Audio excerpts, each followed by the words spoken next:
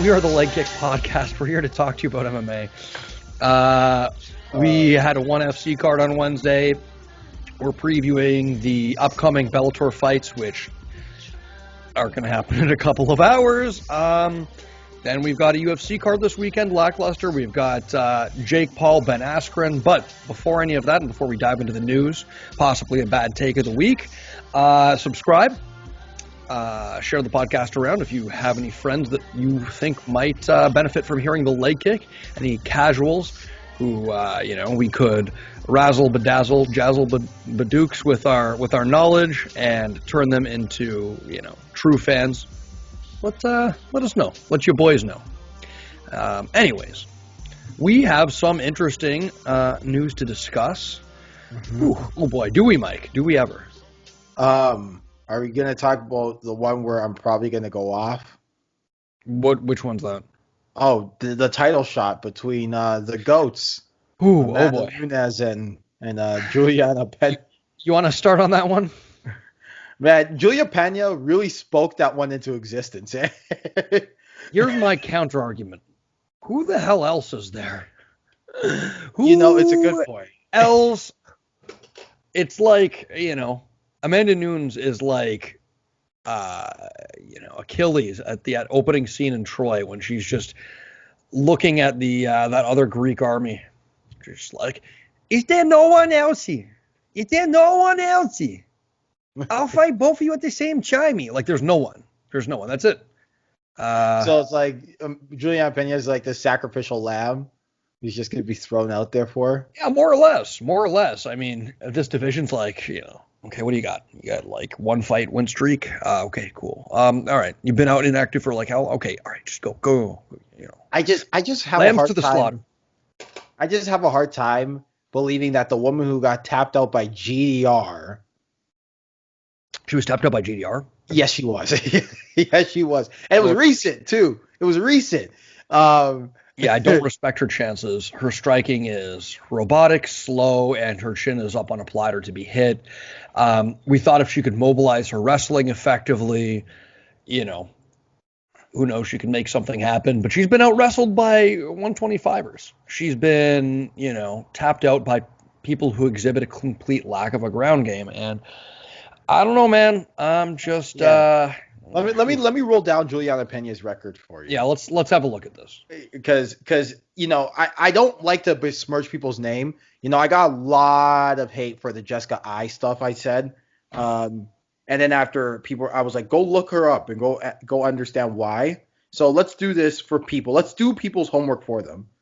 And explain as to why Julia Pena has no business, none, fighting Amanda Nunes. Okay, so her mixed martial arts record is 10-4, right?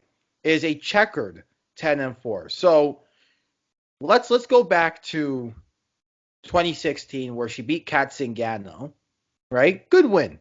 She faces Valentina Shevchenko. She loses to her by armbar in the second round. Then she goes and faces Nico Montano. Then she gets tapped out by GDR. And then beats a Sarah McCann. By the way, this Sarah McCann McCann, is that a slight against Sarah McMahon? Calling her a can? Sorry, McMahon. I apologize. Sarah McCann, damn, harsh for one of our Canadian athletes, silver Olympic medalist. Oh, I know. That's my bad. McMahon. So this, by the way, this Sarah McMahon has lost 3 of her last 4. So, off of that, that's what she's going to get her title shot off of. Right? Also so beat up a guy. Home. Wait, she beat up a guy in a bar. So, I mean, should that count on a record?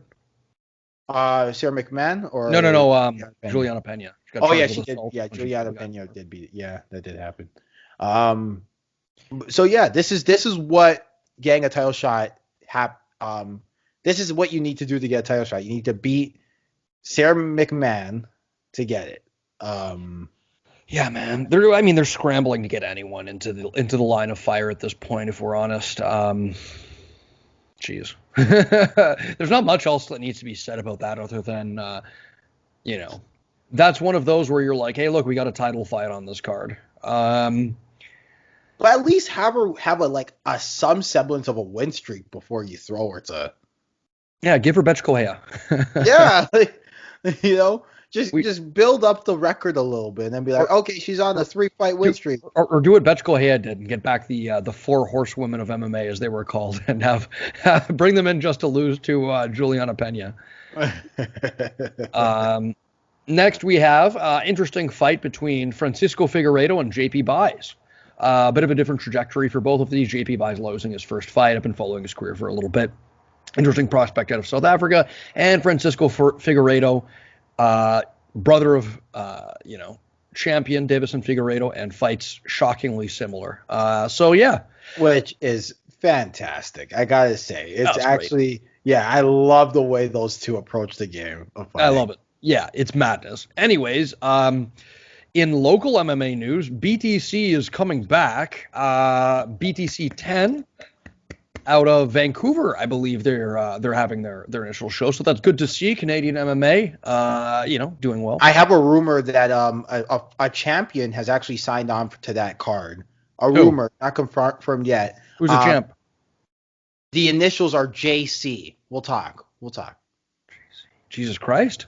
Yeah. Damn, my boy Jesus coming down from the cross after Easter and scrapping in local Canadian action.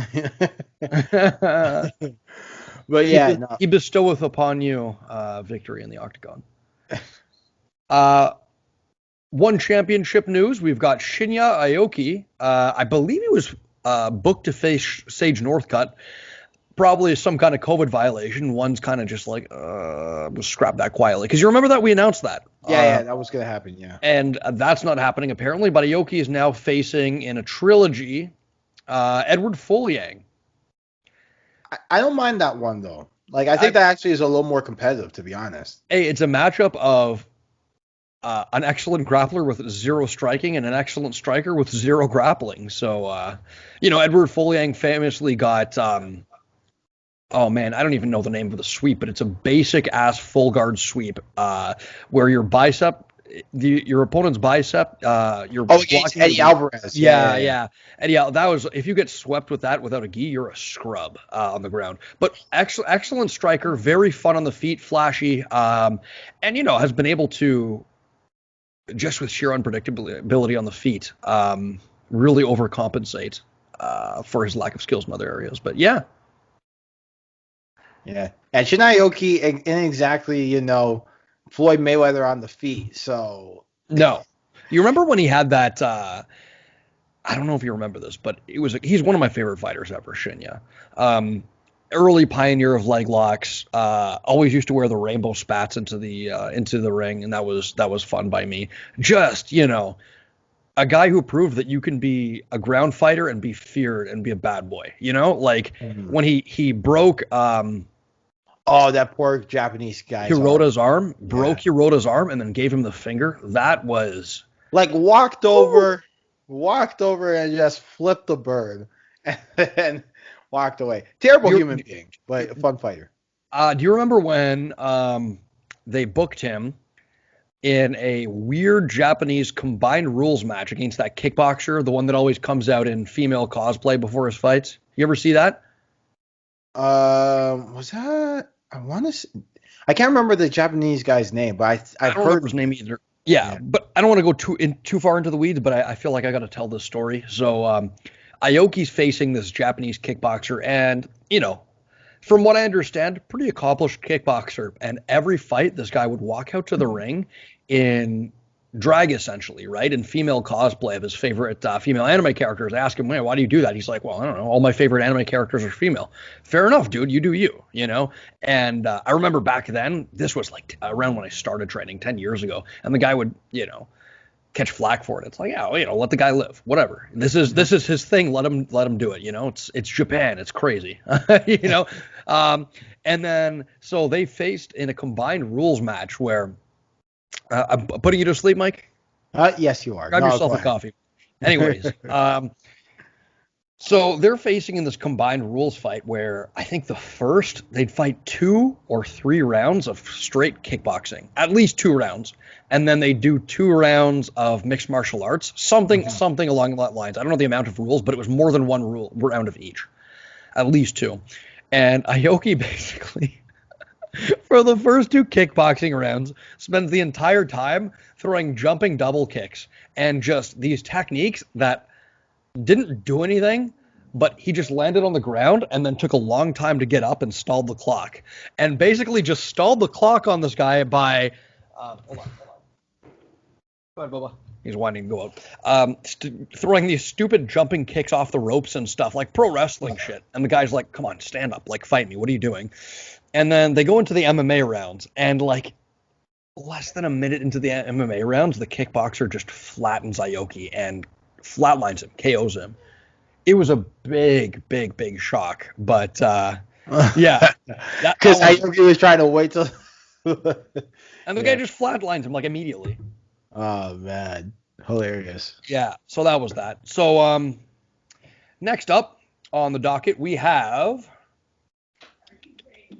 Oh, this one's one for the hardcore fans. I'm excited for this one, and also dreading it because I think these are both very realistic prospects who possess, unique and dangerous talents. And at lightweight, a loss for either of these is going to kind of relegate them to a bit of obscurity. Mm-hmm. So we have, and you know what I'm going to say, don't you, Mike?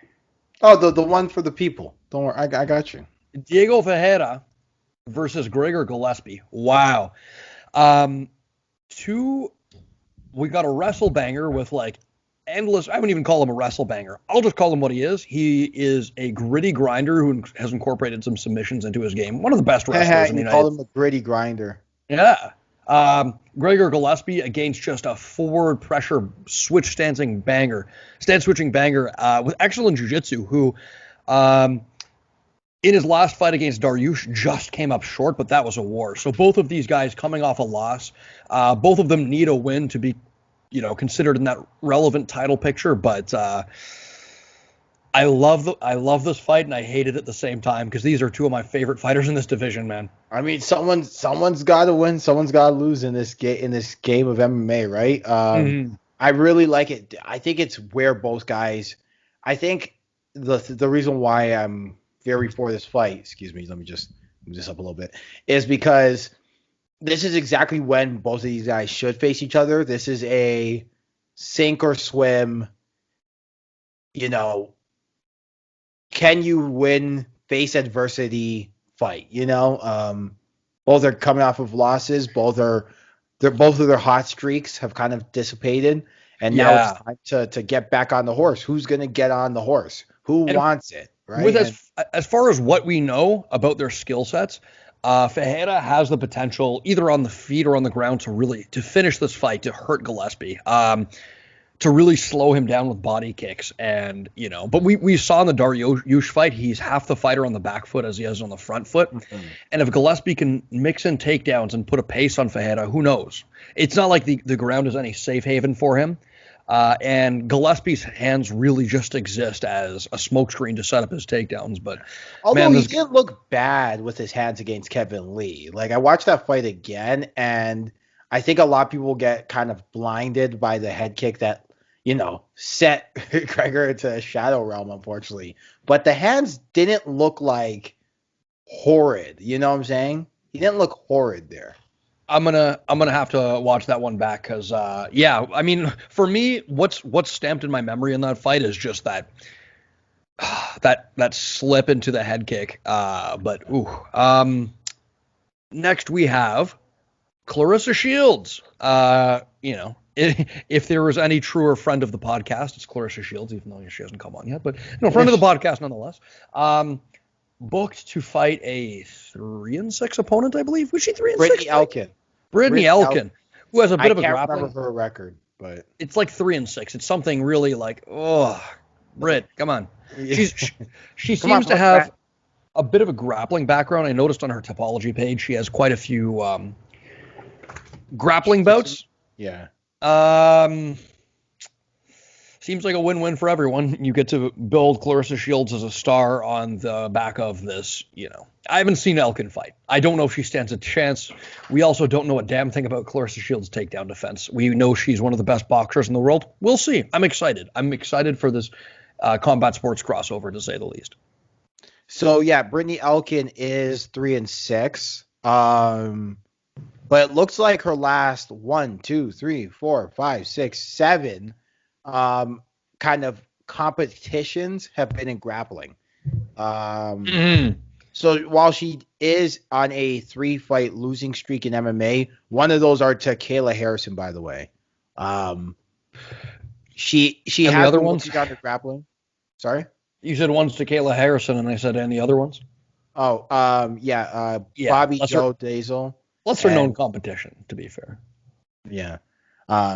She's lost to Amanda Bell twice. Amanda Bell, not the greatest or the biggest name, but, tough girl. I've seen her fight before. Not bad. But anyway, the point is that, like, you are going to see, she's been competing in a lot of grappling. She's been making a commitment to grappling. So you are going to see, do I think you're going to get the greatest jiu-jitsu player, or at least greatest example of jiu-jitsu applied to MMA or grappling applied to MMA with Brittany Elkin? Probably not, but you are getting someone who knows her way around it, right? And will challenge Clarissa there. And listen, we've seen prospects in hold on 1 second. Yeah, all good. We've seen prospects from other combat sports try to cross over and just, do a pathetic job.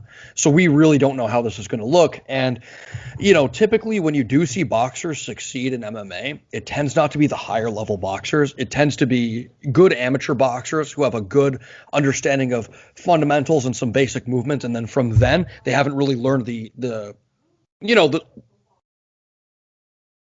sort of tricks that are going to, get them in trouble and kind of calcified into that striking style, which will not lend itself well to MMA.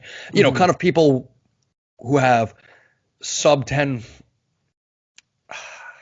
Like a Chris Lytle. Like Chris Lytle did well in boxing, but he wasn't a world champion. Like a Cody Garbrandt, like a Peter Yan. People with extensive amateur backgrounds, but they haven't really become calcified in the sense that, their development. In their development, they were still training the other skill sets. So we'll see, though. We'll see. Women's 155 is not exactly the strongest division. Yeah, no, that's true. Sorry, go ahead. We saw someone like Ronda Rousey when 35 when it was in its infancy, just blow through that with basic grappling and not a very well-rounded skill set. So yeah, I mean we're gonna find out. Mm-hmm. Yeah, and how much of that is that, like, a lot of boxers, when they do make that transition, like a Heather Hardy, for example, is nearly 30. Like, they're best. They've had a past and they're not really a future. Clarissa, while she has had amazing accolades, and that's not to take away from her, the thing about her is she's still a young woman. She's very, very young. I believe she's younger than Jeremy, to be honest. I might be wrong, but she's only like in her mid-20s at most. So she still has some prime years. I have to look that impressive. Up. That's impressive. Yeah. And I mean, we all know what we're building up to, and it's a Kayla Harrison, Clarissa Shields showdown. Let's hope that this isn't done. Let's hope that this isn't botched. It's not rushed. And I want to see PFL do well. I want to see women's MMA do well. And if they can build up to this correctly, yeah, I mean, I'm all for it. By the way, Clarissa Shields, 26 years old. Spry young woman. So that's crazy. Yeah, considering the fact that she's a multiple-time gold medalist in the Olympics, already a multiple division champion at the age of 26, right? She can still have a full career in MMA. That's my point. So for sure. I mean, wear and tear on the body is a separate question, obviously, because, wear and tear knows no age necessarily. Like I remember when the Nogueiras were crossing over from Pride and stuff. They're like, they're only 33. I'm like, yeah, but in fighting years, they're like 307. Yeah. So moving on. Yeah. Title fight announcement. This time, a good faith title fight announcement. We have Glover Teixeira getting his shot against Jan Blachowicz. And this is good, but talk about two feel-good stories where you don't want either of them to lose, Mm-hmm. Two very nice guys, two people, coming from areas of MMA that really haven't seen as much success as of late. I mean, Brazil's got two champions right now? Two champions. But, Brazilian MMA, not what it was in the sense of producing the same amount of steady champions as it once did. Yeah, it But, seemed like every division was ruled by a Brazilian or had a scary Brazilian contender back in the day. But man, Glover, like for me, this is crazy because I remember Glover. I remember seeing him on that old show Tap Out. You remember that show Tap Out? Yeah. You talk about it. Like you wax lyrical off air about it a lot. I love it.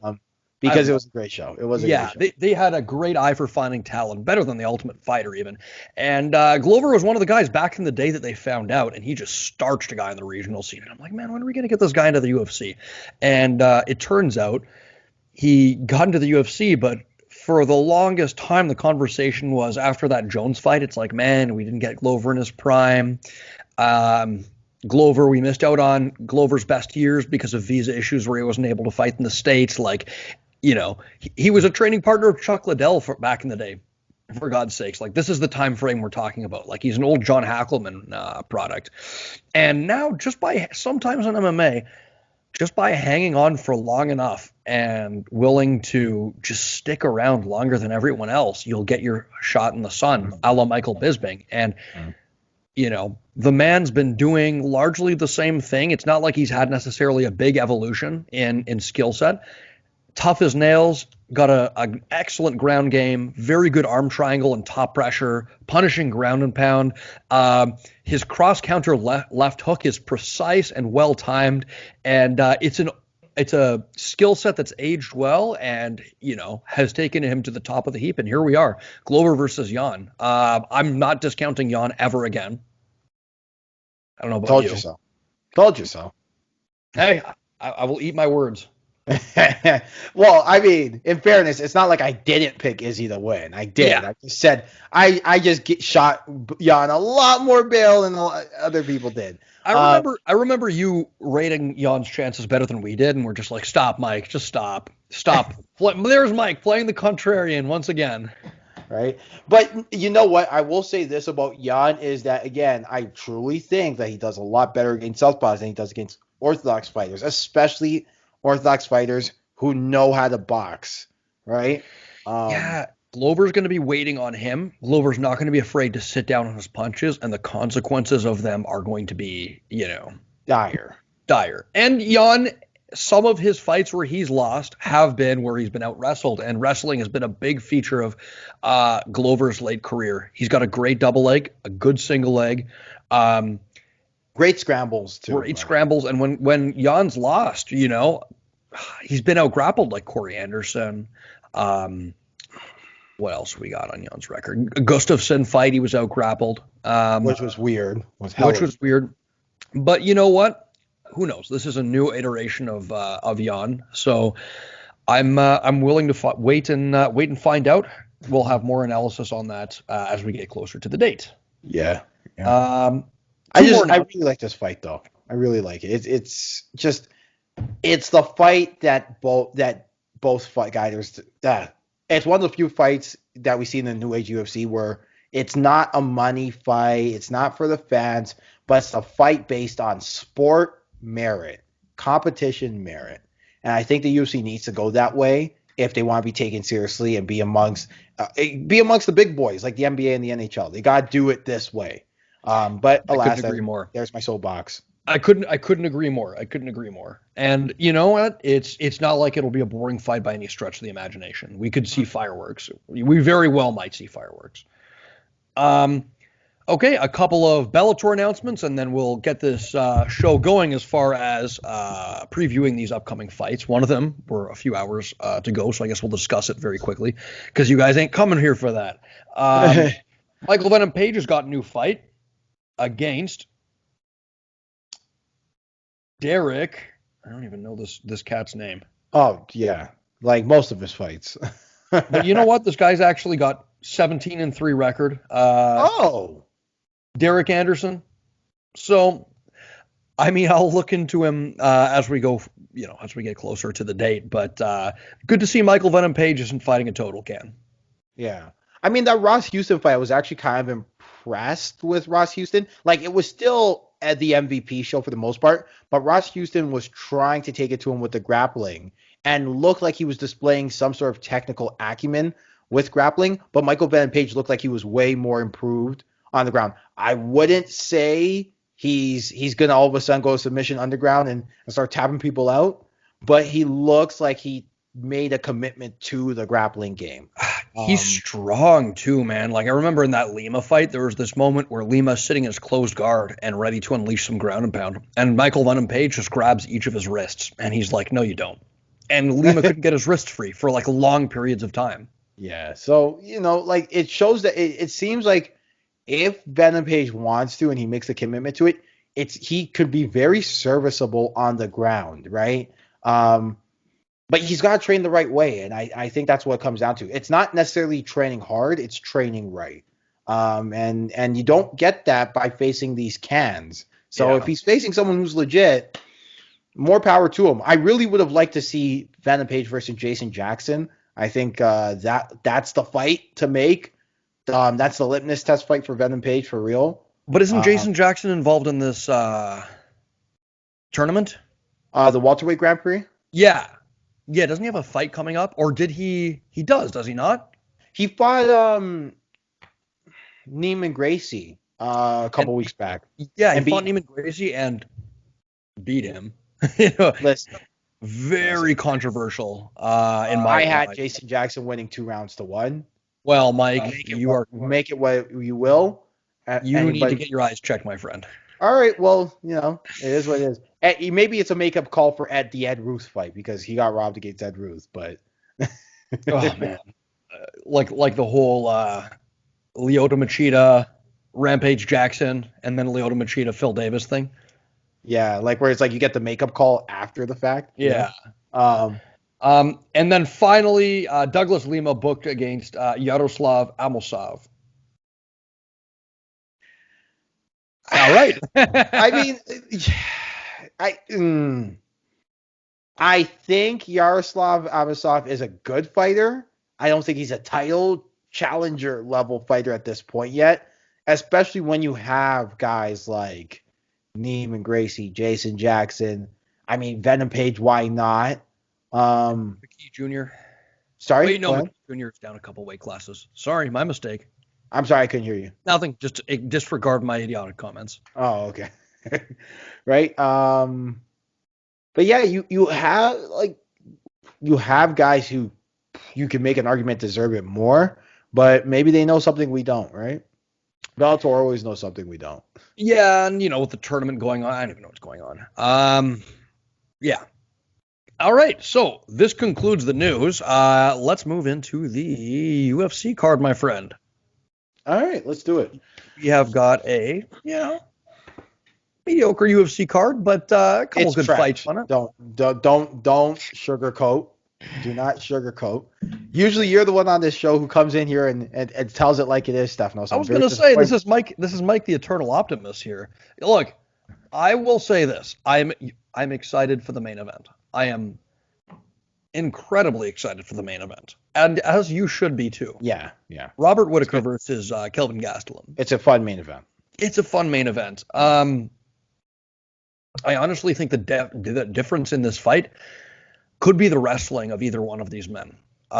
Who decides to pursue the takedown offensively? Now, as far as Whittaker goes, I would caution against him pursuing the takedown offensively, simply because we've seen in the Heinich fight and other fights that when you try to bring wrestling to Gastelum, his defensive wrestling is almost a big feature of his game. Like you know what? Is it weird to compare him to Ben Askren, like prime Ben Askren with his wrestling, because he's got that funky, weird reverse use style. Yeah, that Peterson roll he hits is a thing of beauty. He manages to hit it against everyone. He hit it against Israel Adesanya, for God's sakes. Like, he lures you into these grappling exchanges and just manages to hit you with these weird techniques. Simple on the feet. Good 1-2 from the southpaw position. 1-2 pull, 1-2 often, right? He's just a master of timing you off of that pull, right? Getting you to come forward and then responding. It's how he knocked out Bisping. He put in excellent work against Adesanya with it. I think one of the main questions for me in this fight will be Whittaker's ability to blitz, Whittaker's ability to counter the 1-2 with his beautiful check left hook, and Whittaker's ability to kind of keep this fight just at a range where Gastelum's a little bit uncomfortable. Yeah, I was going to say. Blitz Sorry. in, blitz out with his karate style. Yeah. Sorry, I kind of walked all over you a little bit there. But I was going to say, one of the things that impressed me with that Jared Cannonier fight is he was able to keep Cannonier at bay, especially when Cannonier would stay in orthodox with that jab, that 1-1-2 or that 1-1 high kick. He just kept him out of range, and he's almost kind of simplified the game a little bit to avoid getting into these prolonged exchanges. So while you are getting the blitz here and there, and that's a feature of Whittaker's game, of course, you're not getting it without an abundance of caution nowadays. So I think the game plan for Robert Whittaker is to keep doing what you're doing or what you have been doing in these last couple of fights where you're keeping it yourself out of range. Not necessarily being gun shy, but you're picking guys apart with these pot shots from outside. Yeah. And hurting them over the stretch. Like he's a complete, one of the things that's impressed me about Whittaker's development is he's very much a complete martial artist, and he's done it in his own way. He can play the outside of the cage and pick you apart and blitz in, right? He can also circle the cage and fight off the back foot. He's got a great check left hook. He can damage you over the stretch, right? His stabbing front kick to the body, his side kick to the leg, and force you to commit and blitz in on him. Also, he can slow the fight down and wrestle when he's hurt, when he needs a break, or he needs to take wind out of your sails. And he can wrestle with the best of them, you know? His defensive wrestling is so good that he was able to keep Yoel Romero off him in one of the last fights where Yoel was actually offensively pursuing takedowns against him, right? So Gastelum, a little bit more of a basic skill set. Not basic, but like less in his toolbox, but I would argue more finishing power. Yeah.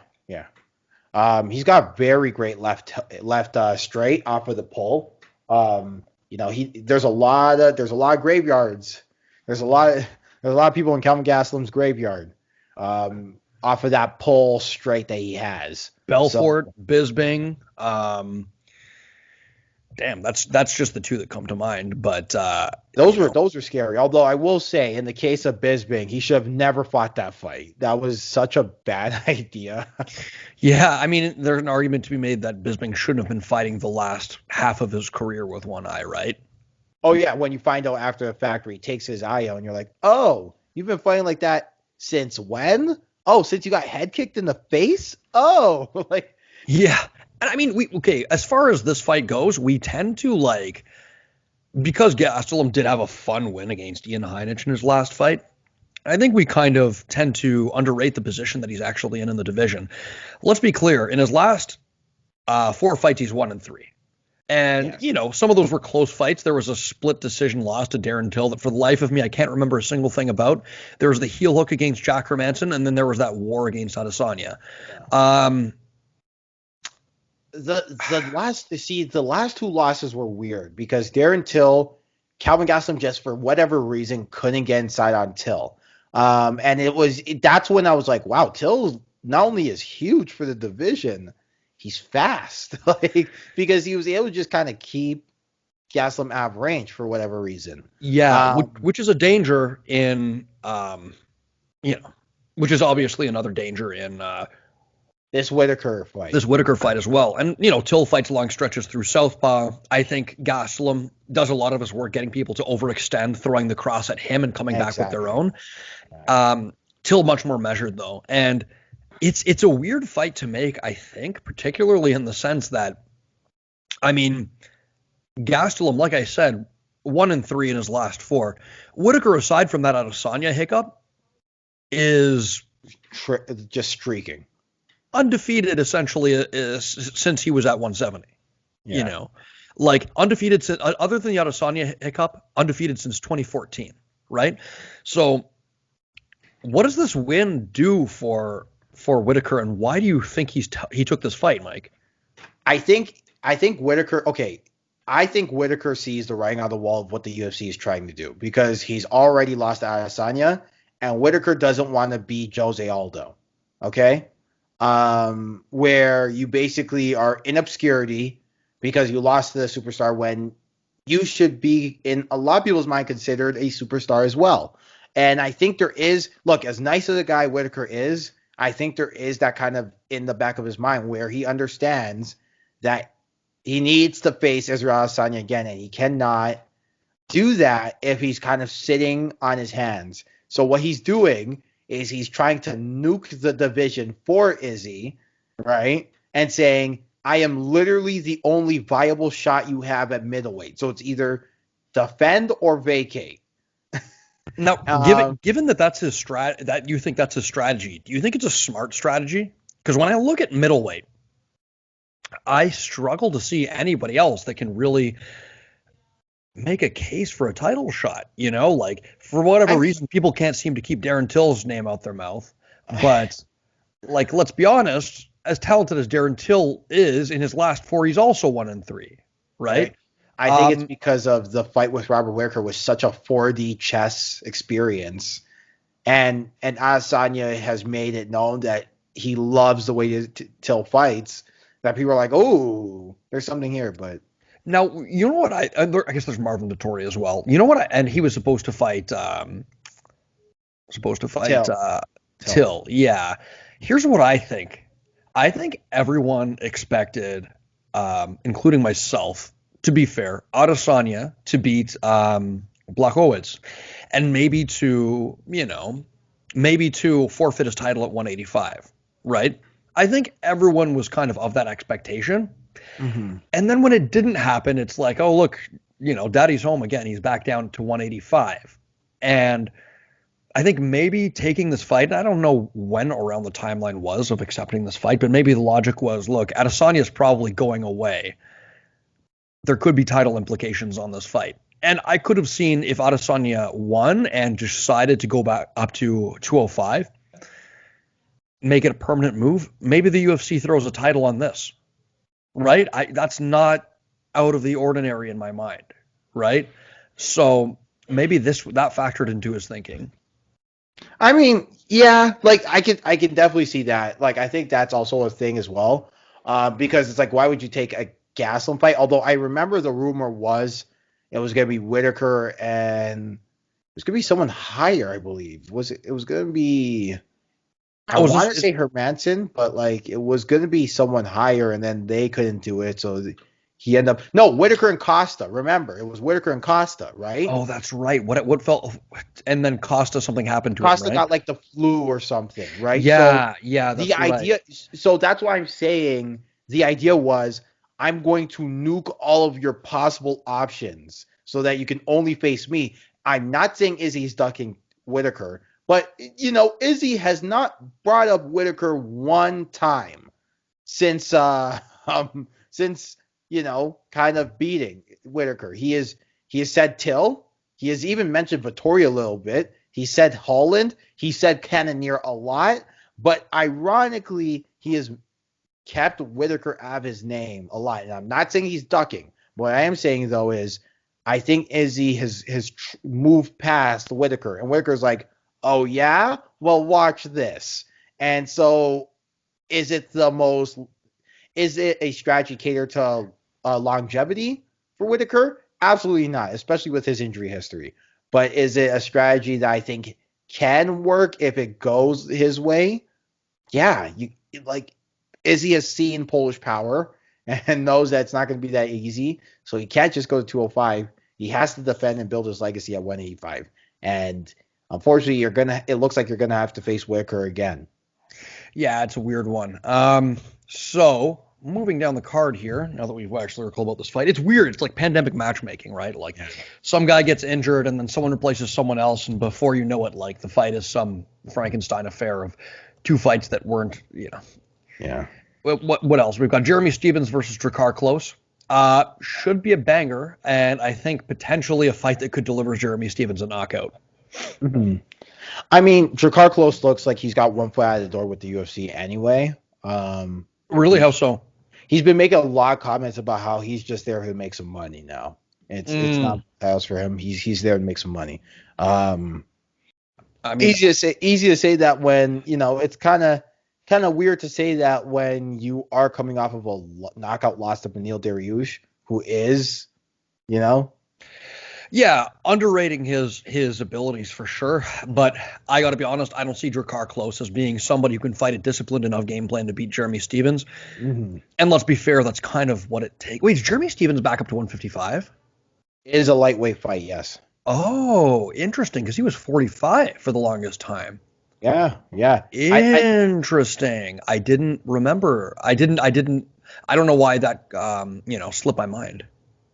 Yeah, I mean, yeah, like I think you know what the book is out on how to beat Jeremy Stevens. And that's kind of the reason why he's kind of racked up these last couple of losses here, where it's you gotta keep yourself on the outside, pick at him, and Don't kind of Yeah, he's not great at cutting you off. A little better now that he's incorporated those low calf kicks into his game, but you have to play the part of the matador, and you are not going to be the bull in that fight. You can outlast him, you can outpoint him, but unless you're Jose Aldo, you're not going to knock him out. Don't try and match him with power. And I honestly, especially with the emotions and the pushing going on at the weigh-ins, I don't see Drakkar Klose being able to fight such a disciplined game plan where he just evades Jeremy Stevens for 3 rounds and outpoints him. I think we're going to see calf kicks and we're going to see looping hooks, and at the end of it, Drakkar Klose is probably going to be unconscious.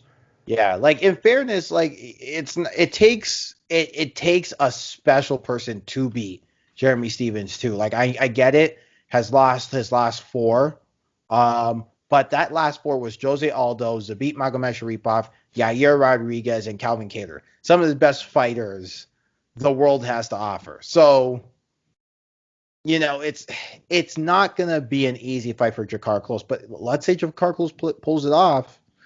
And, all of a sudden that quote he says about how the UFC doesn't care about giving guys opportunity. Now all of a sudden he becomes kind of the anti-hero or the voice of the voiceless for the MMA landscape, right? Yeah, potentially, absolutely. Yeah, well, we will see. Let me ask you. Sorry. Yeah, sorry. no, Let me go for ask it. you, quick question. Quick. You can 1-word answer or 2-word answer. Does this fight deserve to be a co-main event? No. Okay. Yeah, absolutely not. All right, what else we got? The beautiful people, the beautiful people. Wow, I shouldn't be singing that song. Actually, Marilyn Manson got canceled. Anyways. Wait, for what? Oh, we'll talk after. Andrei Arlovski versus Casey Sherman. Did you say Casey Sherman just now, Mike? You mean Sorry. Chasey Sherman? Is it Chasey or is it Casey? It's Chasey. It's Chasey Sherman. Chasey? Yeah, Chasey. I heard I hear Casey Sherman a lot, but okay. No, it's Chasey. All right. Anyways, so Chase Sherman.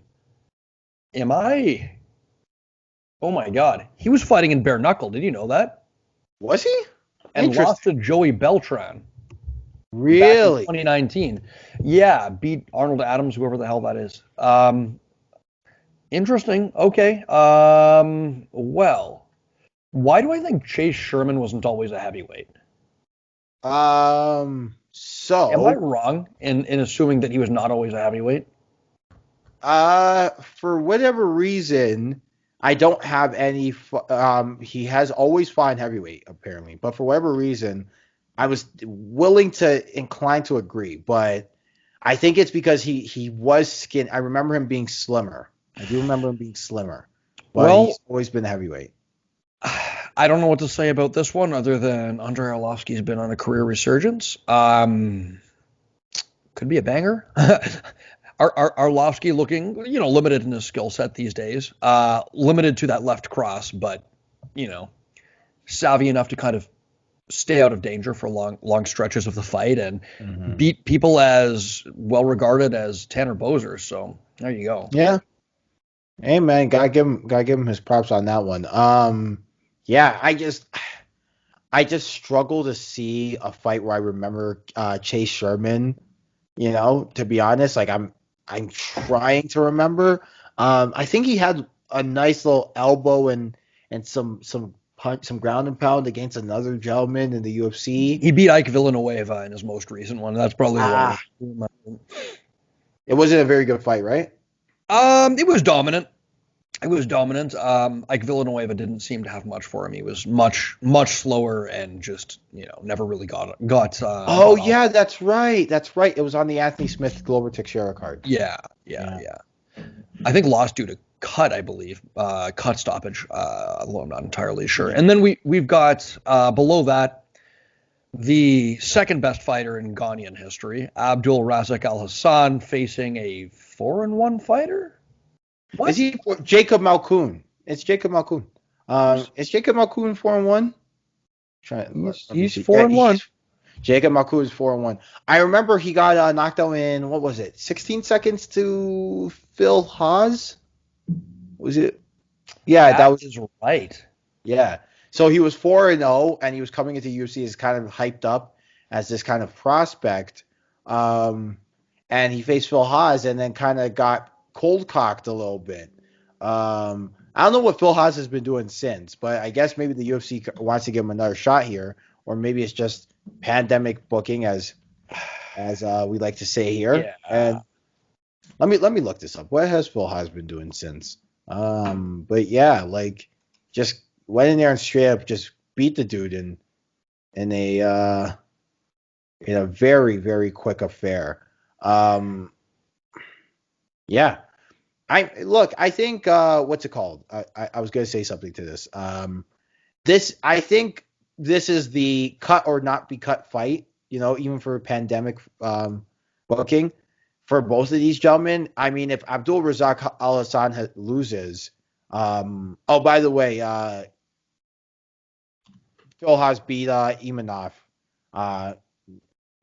Imavov in his last Imavov in his last fight. But anyway, I think if Abdul Razak Al Hassan loses, who really hasn't been the same since his legal troubles and his legal battle after the whole false sexual assault allegations debacle. I'm going to disagree with you just because that fight that he had with why do I always forget his name? What is wrong? His first fight back with that. That was a great fight. Like, Munir Laziz against a well-regarded opponent. I thought he looked phenomenal in that fight. But it just seemed that he lost a step.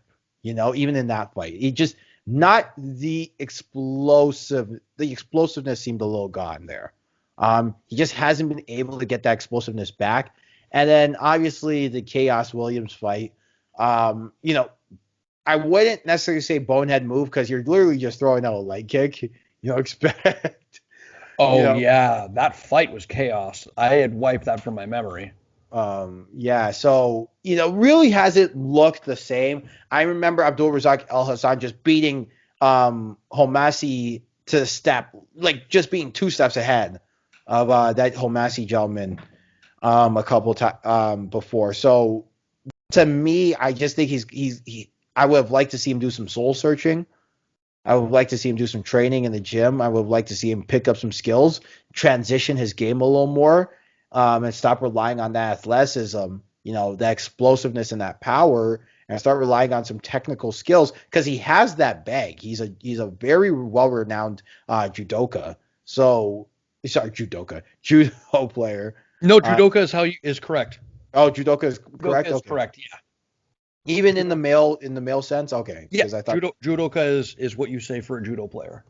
okay. So regardless, so judoka, well regarded. I believe he's. I want to say he was an Olympian. I want to, but I can't remember if he was or if he was just Olympic trials. But very good nonetheless. He has that grappling bag, right? I would like to see him go to it a little more against Jacob Malkoun, but maybe they're just kind of setting himself up to get some confidence here with his hands against that gentleman as well. On the Malkoun side, yeah, you kind of got embarrassed by Phil Haas. If you get embarrassed again, you're out, right? Yeah, I see that. It seems like a bit of a layup in all honesty to me. And yeah. What else we got, Mike?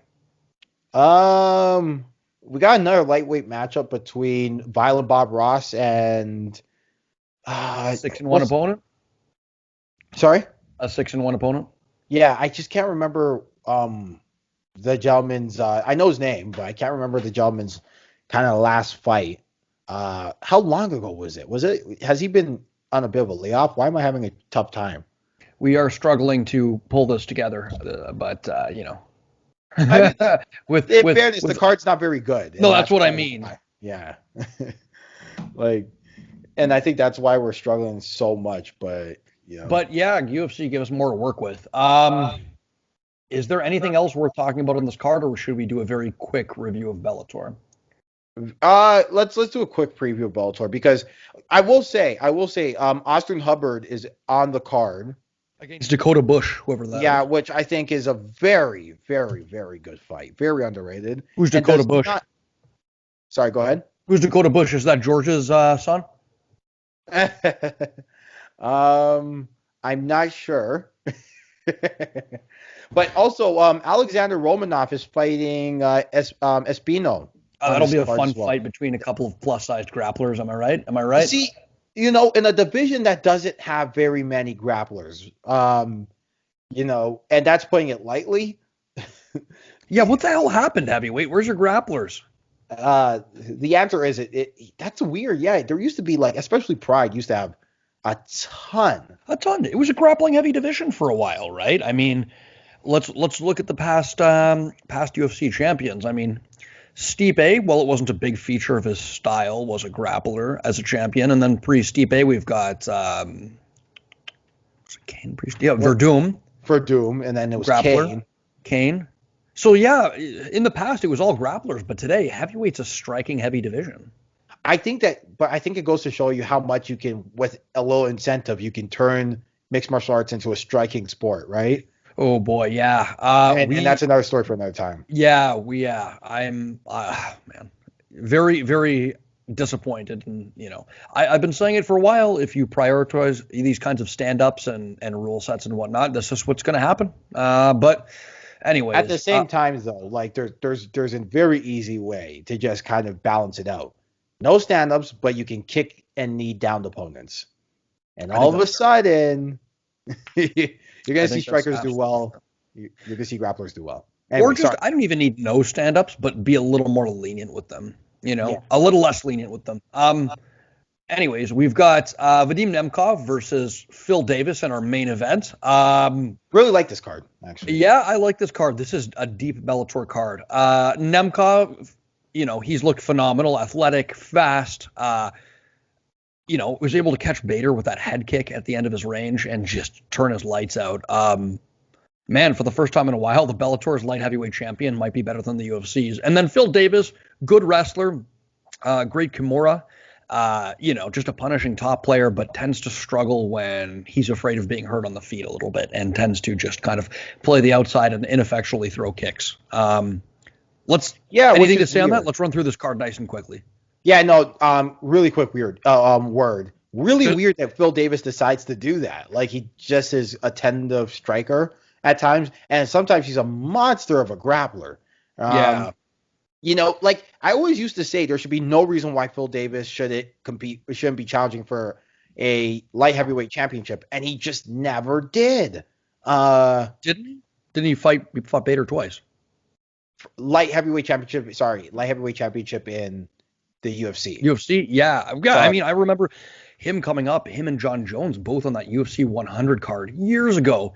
And people were talking about them in the same kind of regard, as these funky fighters with these weird results. Phil Davis producing these one-armed Kimuras, submitting people, and John Jones obviously doing what John Jones did at the time. But Yeah. next, I have Corey. Nemkov winning though. Me too. Me too. We'll run through this quickly because by the time we put this out, the card will, have Be started. over. Yeah. Anderson versus Yagshimuradov. Really like Yagi Shimurdov. I've sung his praises a lot. I've been telling people go watch this guy. Really like the way he strikes I think he's a lesson that you don't have to be this pressure fighter as a smaller guy. You can pick apart on the outside. You can do things to damage taller fighters if you're a short fighter on the outside, with patience, good defense, a good guard, and tools, right? So, yeah, I think Corey Anderson has his hands full with this one. Who do you think takes it? I got Corey. I have Corey, but it's close. I really think it's going to be close. I'd be shocked if Yager Shamarov gets dominated here. What if Anderson chooses to take this into grappling? Does Yagshimuradov stand a chance as the Um, smaller man? the reason why I would say yes is because it's not like Yager Shamarov's wrestling is garbage. It's not Corey Anderson level, but it's not garbage. And I don't think Corey Anderson has the level of jiu-jitsu to exploit him. I do think that in the past where Yager Shamarov has struggled is when guys really play the jiu-jitsu game on him.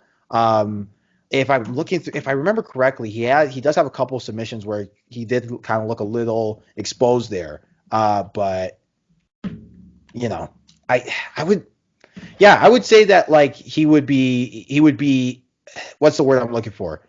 It would I don't think Corey Anderson is just going to be able to just take him down and ragdoll him. If Corey Anderson's gonna win, he's got to win with just picking him apart on the outside, or he's got to just grind him into submission. But that's the thing. Early career, you could have got this Yager Shamarov gentleman. I'm sorry, I'm going a little long, but you could have got this gentleman with submissions early in his career. It seems like he's figured out a way to kind of avoid that.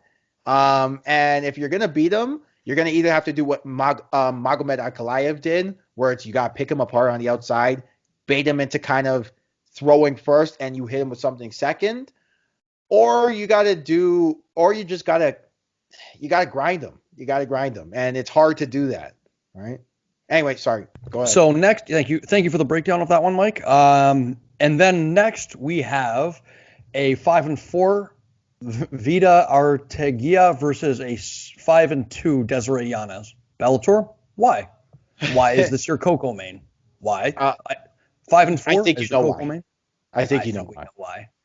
It starts with Desiree. Oh yeah, is she fine?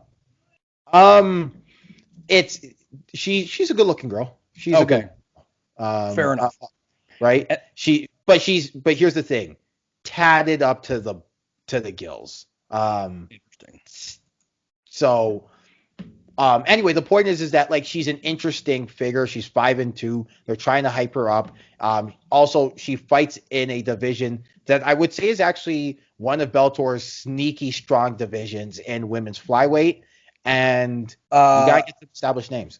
Yeah, women's flyweight. That's right. Yeah, Bellator's women's flyweight is, interesting. And then we have Paul Daly versus Saba Homasi. Banger. Yeah. That's a banger. That's a big, big banger. Yeah. Go ahead. I got Daly in this one. I don't know if you. I have Daly on. Yeah. Daly's scary, man. Daly has a scary left hook, and you do not want to get into shootouts with him. All Homasi does is shootouts. So yeah. Then we have Julia Budd versus 9-5 Diana Silva. Guys, place your bets on this one. Sorry.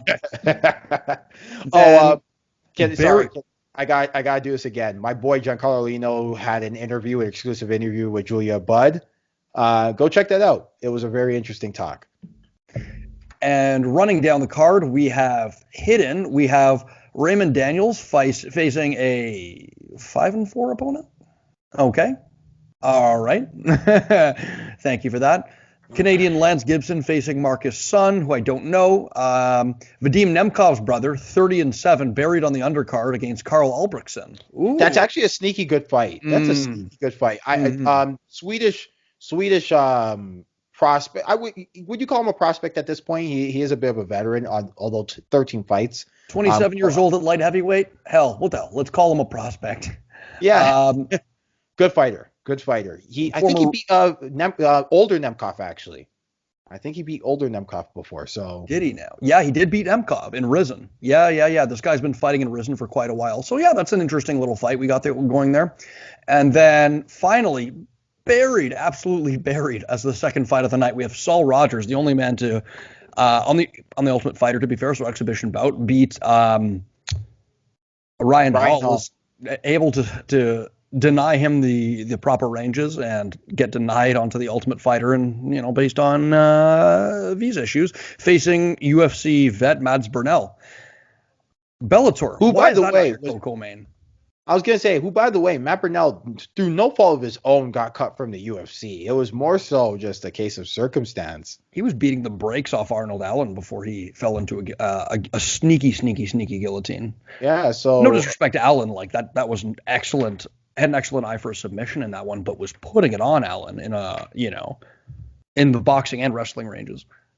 yeah, so a good card from Bellator. Like, you don't get to say that often. And remember, it was not too long ago. I think it was like a year and a little bit ago where I took a flamethrower to Bellator's booking.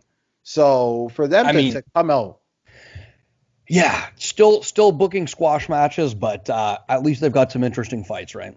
Yeah, like, the last 3 cards that they've had, the last 3 Fridays, I've been very impressed with their cards as a whole. I wouldn't necessarily say UFC watch out, but at least for this week they've won. They've won the war of booking. Bellator, you have our attention enough so that we're covering you now. Keep it up. And then really quickly, side note, we had Christian Lee knocking out Timofey Nastyukhin on the weekend. Yeah. That surprised me. And it also surprised me to learn that Christian Lee is 22 years old. Yeah, the Lee family is, I think, One Championship's first family. So for them to kind of throw Christian to the wolves instead of giving him like the typical One Championship squash match was interesting. But hey, the kid walked through fire and came out the other side. He's talented, and I didn't know holds dual citizenship. He's actually Canadian and American. So that's what I'm trying to explain to you with Angela Lee, and you guys made fun of me on this show for thinking Angela Lee's Canadian. I don't recall doing such a thing. And she is. And listen, you guys, Mike, listen.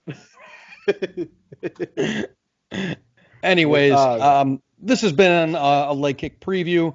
If you enjoy what we do, subscribe to the podcast, like this video, and if you've got a friend that you think is interested in mixed martial arts and could use a talking to as far as, rectifying their opinions, let's say, we are the remedy for the casual fan. So tell your friends about it, tell your mother about it, tell your dog about it, even, but not your cat. We don't like cats over here on the Leg Kick podcast. And Mike, to play us out, what does that mean? Fuck it, we'll do it live. Throw a pen. Where's a pen? Sorry, hold on. Fucking thing sucks. Hey. All right. In this crazy mixed up world where it currently started raining outside, so maybe that's a sign for things to come. Just remember, you got 3 things. You got life, you got family, and you got the COVID vaccine. Go take it. I'm kidding. Take it. No, take it. Right? I only say, okay. And you also got this podcast. Stay safe, everybody. And probably you should take the vaccine. Take the vaccine. Peace in the Middle East, guys. All right, later.